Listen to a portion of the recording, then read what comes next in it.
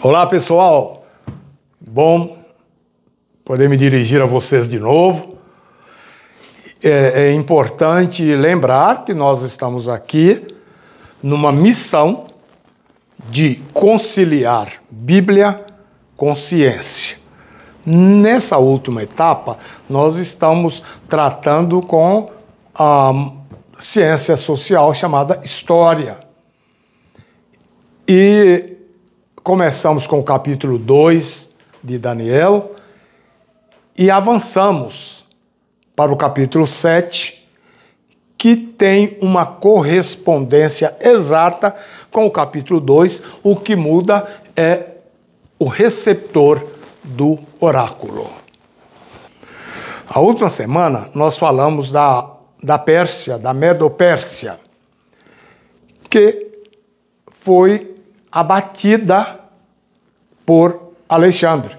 Alexandre é filho de Filipe, que era o rei da Macedônia, e que conquistou, se aliou à Grécia e fusionou isso num único poder, que acabou conquistando a poderosa Medo-Pérsia. No capítulo 2 de Daniel, Alexandre é chamado de o leopardo, um leopardo alado. O nome dele, um outro símbolo para ele, isso nós vamos encontrar no capítulo 8. O outro símbolo para ele é de um bode. Isso nós vamos ver daqui a pouco. É muito importante entender por que foi necessário mudar de leopardo para bode. Vamos começando pelo leopardo. O leopardo é um felino de alta velocidade.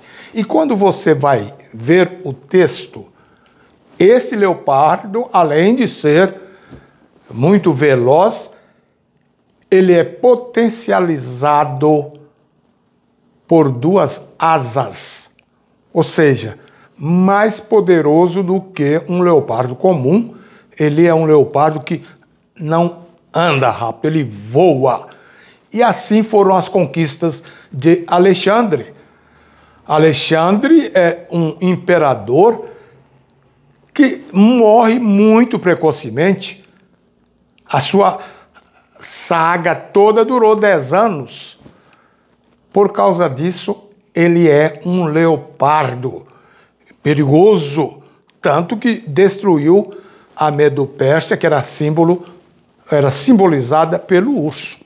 Alexandre é o leopardo.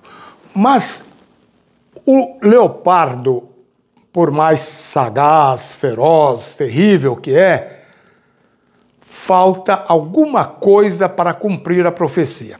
Então, no capítulo 8, Alexandre aparece como um bode, e bode é um animal que tem chifre.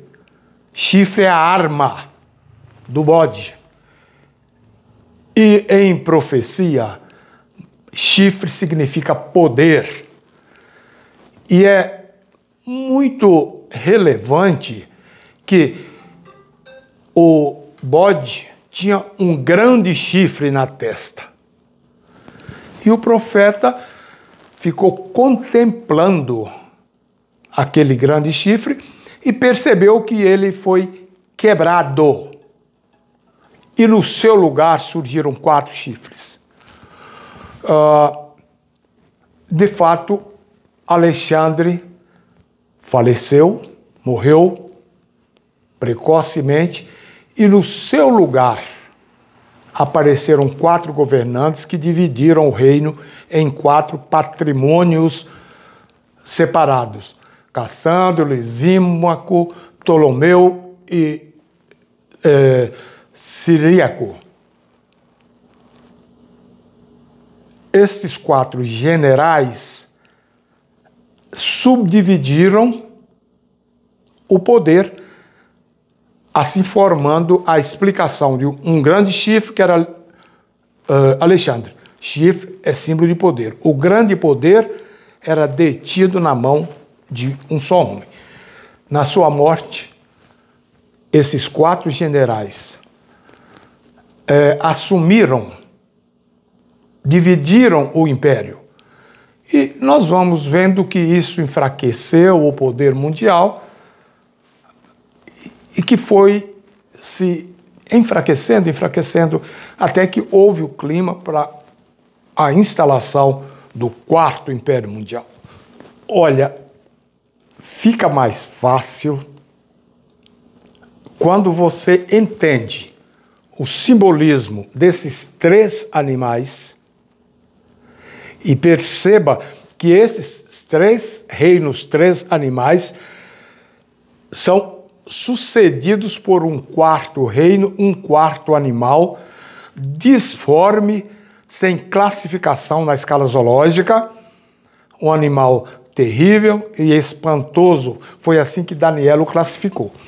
É interessante que Daniel, o livro de Daniel, faz parte do que se conhece como literatura apocalíptica, que vai culminar no livro chamado Apocalipse, escrito 600 anos depois por João, na ilha de Patmos, que é uma ilha do mar Mediterrâneo, do mar Egeu, pertencente à Grécia. O importante é que João, no capítulo 13 do Apocalipse, ele contempla um animal feroz, um animal silvestre, um animal perigoso, que tinha as características desses 3 primeiros animais. O animal tinha cabeça de leão, pés de urso e corpo de leopardo. Abre para a gente um leque para se chegar ao cumprimento da profecia de Daniel 2, Daniel 7, porque a profecia continua em vigência, inclusive até nossos dias. Nós estamos vivendo na última parte, na última estrutura anatômica da estátua de Daniel 2, estamos vivendo no último animal de Daniel 7, e João nos propõe um animal que é o somatório das características daquele primeiro animal, daqueles primeiros 3 animais.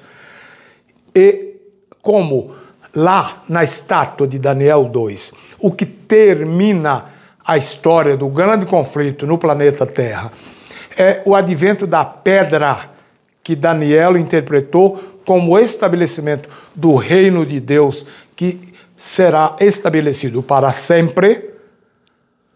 Então, por isso que é correto afirmar-se que estamos vivendo no período do 4º animal, que é ao mesmo tempo o somatório das características de todos os outros.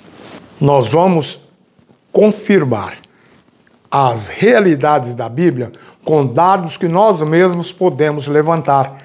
Porque quando nós partirmos de Daniel 7 para Daniel 8, verso 14, Daniel 9, verso 25, Daniel 7, verso 25, e o Apocalipse de João, nós vamos ver, sem precisar nem de fé, nós vamos ver tudo acontecendo diante dos nossos olhos. Portanto, mantenha a crença, mantenha o foco. Deus, Bíblia, história, ciência. Tudo junto para esclarecer nossa mente. Renda-se a esse poder, o poder de Deus, o poder da Bíblia e o poder da história. No próximo programa, nós vamos evoluir desse lugar, mas ainda com os pés nele, ainda com os pés no 3º reino, que é o reino greco-macedônico. Nós vamos evoluir dele